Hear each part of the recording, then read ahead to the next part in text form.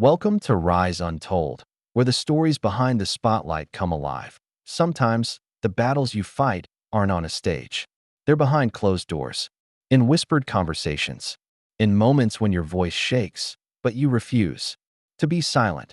For Taylor Swift, that battle began when she lost control of her own life's work. The music she had poured her heart into since she was a teenager. The songs weren't just tracks on an album. They were her diary, her journey, her soul and melody. And they were owned by someone else. The fight to reclaim her masters wasn't just about business. It was about identity. It was about standing up to an industry that often tells artists, "You don't own you." Taylor had the fame. She had the fans. But this was bigger than any award. This was a war for her freedom as an artist.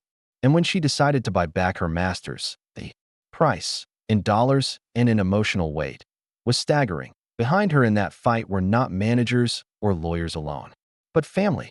Her anchor, her mother, Andrea, the woman who first drove a teenage Taylor to Nashville, who stood in the corner of smoky bars just to see her daughter sing. The mother who, even while battling her own health struggles, became Taylor's fiercest protector. Andrea didn't just offer advice, she offered strength. She reminded Taylor who she was before the fame, before the headlines, before the industry tried to tell her who she could be. Then there was Austin, her younger brother. Not just the kid she grew up with, but the man who would become one of her quietest but most powerful allies. He didn't chase the spotlight, but when it came to defending his sister, he stepped into it without hesitation.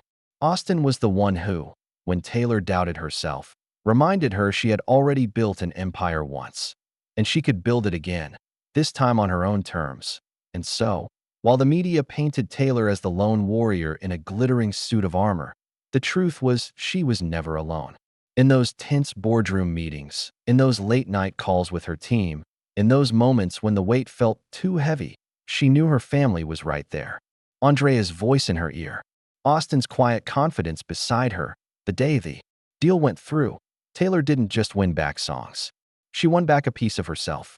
And when she tearfully spoke about it later, her words weren't about victory over rivals or headlines about millions.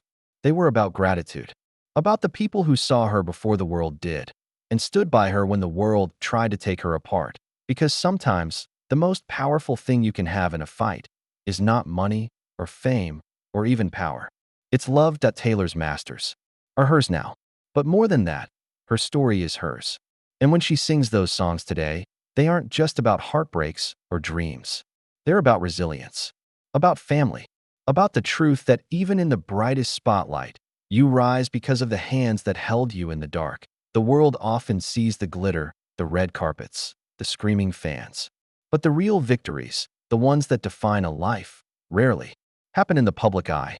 They happen when the doors close, when the cameras are off, when it's just you, staring at the ceiling at 3 a.m., wondering if you have the strength to keep going. Taylor knows that feeling. She's lived it. She's been the girl on stage with a fearless smile, hiding the weight of a storm in her heart. She's been the young woman smiling through interviews while her music, her life's work, was in the hands of people who didn't live it, didn't write it, didn't bleed for it. And she's been the fighter who chose to take back what was hers, knowing full well the cost wasn't just measured in money, but in sleepless nights, legal battles, and the endless gnaw of doubt. That's the thing about fighting for yourself. It's lonely. Even with millions of fans, even with awards and headlines, the fight for your own identity can feel like standing in a vast, empty room, shouting into the dark. But that's where the right people make all the difference. For Taylor, those people were her mother and her brother. Andrea wasn't just her parent. She was her compass. She had been there in the early days, before the stadium tours, before the Billboard charts. She'd watched her daughter scribble lyrics in notebooks, practice guitar until her fingers were raw, and chase a dream that seemed impossible. And when that dream was threatened, Andrea reminded her of something crucial. You are more than what they take from you. And then there was Austin, the younger brother who could have chosen to stay out of the industry's chaos, but didn't. He didn't seek the spotlight, but he was willing to walk into it for her. He became more than family. He was an ally in every sense of the word. Where Andrea gave her the emotional strength, Austin gave her the practical confidence, the reminder that she had built her success once, and she could do it again, this time on her own terms. And so, while the headlines told a story of a global superstar waging war against powerful music executives, the truth was more human. It was about a daughter leaning on her mother's wisdom, a sister finding courage in her brother's loyalty, and a family standing together, knowing that the world might not understand, but they didn't need it to. When the deal was finally done and the masters were hers, Taylor didn't simply see numbers on a contract. She saw every moment it took to get there.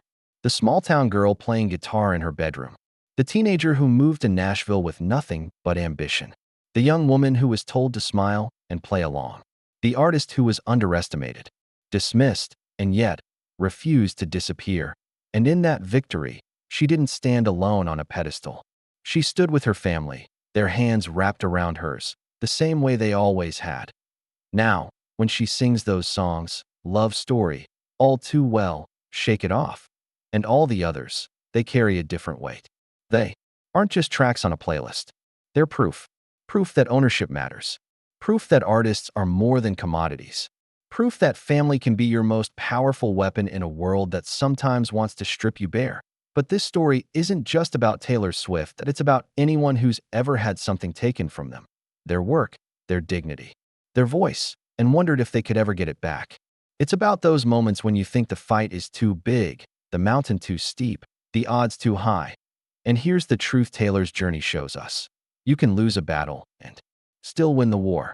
You can be underestimated and still rise. You can have the world tell you no 1,000 times and still make them watch as you turn it into a yes. It won't be easy. You will question yourself. You will feel the weight of fear pressing on your chest. There will be nights when you'll think of giving up because it feels safer to stay silent than to fight. But if you hold on, if you remember why you started, you might find that the impossible isn't so impossible after all. And maybe, like Taylor, you'll find that your strength doesn't just come from you. It comes from the people who believe in you when you don't believe in yourself. The ones who see your worth when the world tries to put a price tag on it. The ones who remind you that your story is still yours, even when others try to write it for you. That Taylor's masters are more than music rights. They're a symbol, a line in the sand that says, I own my story. I own my voice. I own me. And that's something no contract, no industry, no amount of power can take away once you've claimed it.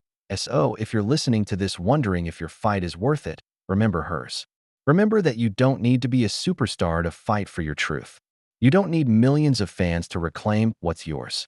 You just need courage and the right hands to hold when the nights get cold. Because in the end, maybe that's the greatest lesson in all of this. Not just that Taylor Swift won, but that she didn't win alone. She rose because her family never let her fall.